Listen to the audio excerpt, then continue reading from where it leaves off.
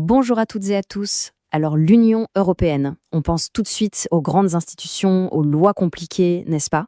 Eh bien aujourd'hui, on va changer de perspective. On va voir l'UE comme un territoire. Oui, un vrai territoire qui se construit sous nos yeux. Un espace où des millions de gens apprennent petit à petit à se sentir européens. Du coup, la grande question qui va nous guider, c'est celle-ci. Comment est-ce que cette Union européenne a réussi à devenir un nouveau territoire auquel on peut s'identifier? C'est ce qu'on va décortiquer ensemble, pas à pas. Alors, voilà notre plan de route. D'abord, on va définir ce que c'est ce fameux territoire commun. Ensuite, on verra comment il s'est agrandi, un peu comme un puzzle. Troisième point, comment on fait pour relier tous les Européens entre eux. Et enfin, on se posera la question, est-ce qu'on peut vraiment parler d'une citoyenneté européenne? Allez, on y va. Ok, première étape.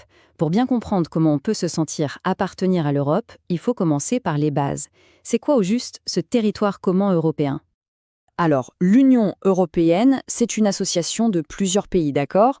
Mais le mot le plus important ici, c'est progressivement. Faut vraiment l'imaginer comme un immense chantier. Ce n'est pas un bâtiment fini, non. C'est une construction permanente, avec pour but de créer un espace partagé par tout le monde. Et pour que les gens se sentent appartenir à un même groupe, il faut des symboles, c'est essentiel.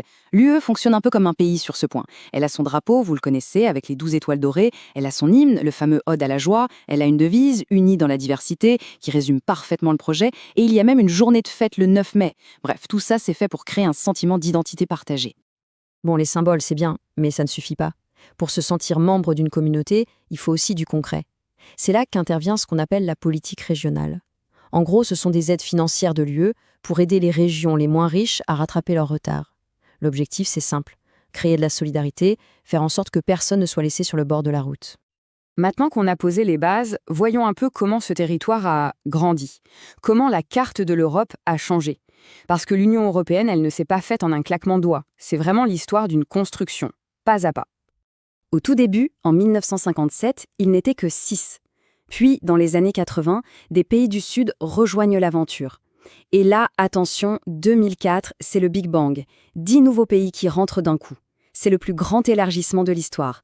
Et ça continue, jusqu'à l'arrivée de la Croatie en 2013, devenue alors le 28e membre. Imaginez, plus de 50 ans d'agrandissement.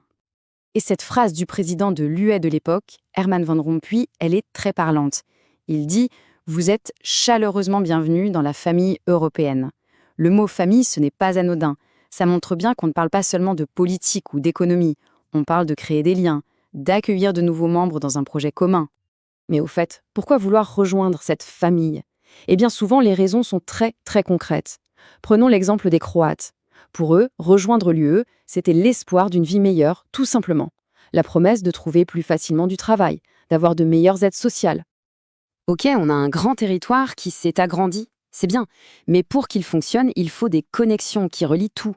Alors voyons maintenant comment l'UE essaie de relier les Européens entre eux. Et pour ça, il y a un outil super important, le réseau transeuropéen de transport.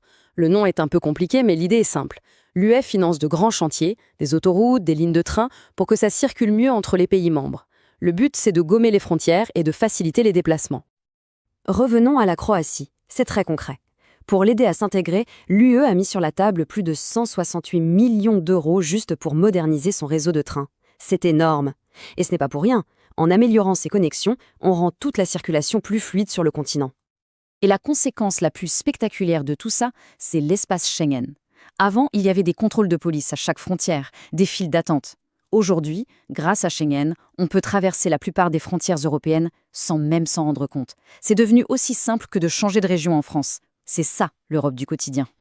Et cette connexion, elle se fait aussi à toute petite échelle, au niveau local. C'est ce qu'on appelle les eurorégions. Ce sont des zones frontalières où des villes de pays différents travaillent main dans la main. Imaginez un bus qui passe la frontière tous les jours pour aller à l'hôpital d'à côté. Ce sont ces exemples qui montrent que l'Europe se construit aussi par la base. Alors, on a un territoire, il est connecté. Est-ce que ça veut dire pour autant qu'on est tous des citoyens européens? Qu'est-ce que ça implique, au fond? Regardez bien ce chiffre. 3 millions. C'est un nombre énorme, vous ne trouvez pas? 3 millions, c'est le nombre d'étudiants qui sont partis avec le programme Erasmus depuis sa création. L'impact d'Erasmus, c'est bien plus que des études. En permettant à des millions de jeunes de vivre dans un autre pays européen, on a créé ce qu'on appelle la génération Erasmus. Des jeunes qui se sentent aussi bien de leur pays d'origine que de l'Europe. Mais attention, l'Europe, ce n'est pas un bloc où tout le monde fait exactement la même chose. C'est l'Europe à géométrie variable. C'est un peu comme un menu. Certains pays, comme la France, ont pris le menu complet, l'UE, l'euro et Schengen. D'autres, comme le Royaume-Uni avant le Brexit, étaient dans l'UE mais sans l'euro ni Schengen. Donc, tout le monde n'avance pas au même rythme. Allez, un petit récap des mots-clés à retenir. L'élargissement, de nouveaux pays rejoignent l'UE. L'espace Schengen, la liberté de voyager sans contrôle. La zone euro, les pays qui utilisent la monnaie unique.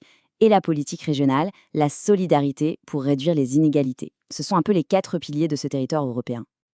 Et pour finir, je vous laisse avec cette question, qui est en fait la devise de l'UE.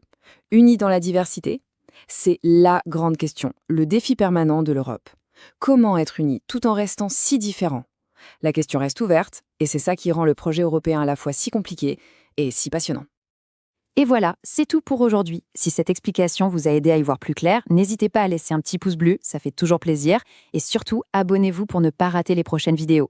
Merci de m'avoir suivi et à très bientôt.